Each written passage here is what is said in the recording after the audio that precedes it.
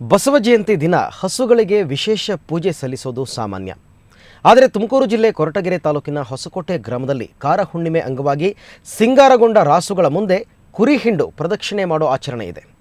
ಈ ಕಾರ ಹಬ್ಬದಂದು ಸಿಂಗಾರಗೊಂಡ ಎತ್ತುಗಳಿಗೆ ಹಾಗೂ ಕೃಷಿ ಉಪಕರಣಗಳಿಗೆ ಕುಲದೇವರಾದ ಚಿತ್ರಲಿಂಗೇಶ್ವರ ದೇವಾಲಯದ ಮುಂದೆ ಪೂಜೆ ಸಲ್ಲಿಸ್ತಾರೆ. ಸಾಲುಗಟ್ಟಿ ನಿಂತ ಹಸುಗಳ ಮುಂದೆ ಕುರಿ ಹಿಂಡು ಓಡಿಸ್ತಾರೆ. ಮಹಿಳೆಯರು ಜಾನಪದ ಹಾಡುಗಳನ್ನು ಹಾಡಿದರೆ ಪುರುಷರು ಹೆಜ್ಜೆ ಹಾಕೋದು ಇನ್ನೊಂದು ವಿಶೇಷ. ಅಷ್ಟೇ ಅಲ್ಲ, ಮಕ್ಕಳ ಕೇಶಮುಂಡನ ಮಾಡಿಸ್ತಾರೆ. ಈ ಹಬ್ಬದ ಸಂದರ್ಭದಲ್ಲಿ ಜನರು ಮಾಂಸಾಹಾರ ತ್ಯಜಿಸ್ತಾರೆ. ಈ ಗ್ರಾಮದ ಕಾಡುಗೊಲ್ಲ ಜನಾಂಗ ಹಲವಾರು ವರ್ಷಗಳಿಂದ ಈ ಪದ್ಧತಿಯನ್ನು ಆಚರಿಸಿಕೊಂಡು ಬರ್ತಾ ಇದೆ. ಇದಕ್ಕೆ ಬಸವ ಜಯಂತಿ ಹಬ್ಬ ಅಂತಲೂ ಇಲ್ಲಿನ ಜನರು ಕರೀತಾರೆ.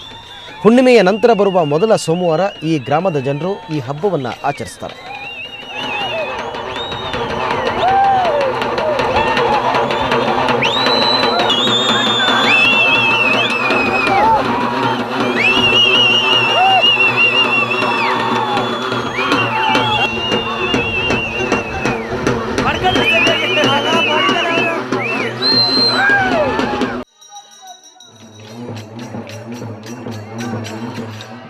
ನಮ್ಮ ಜನಾಂಗದಲ್ಲಿ ವರ್ಷ ಅಂತ ಹೇಳಿ ಬಸವನ ಜಯಂತಿ ಅಥವಾ ಕಾರಬ್ಬ ಅಂತ ಹೇಳಿ ನಾವು ಪುರಾತನ ಕಾಲದಿಂದಲೂ ನಮ್ಮ ತಾತಮುತ್ತಿ ಕಾಲದಿಂದಲೂ ಮಾಡ್ಕೊಂಡು ಬರ್ತಾ ಇದ್ದೀವಿ.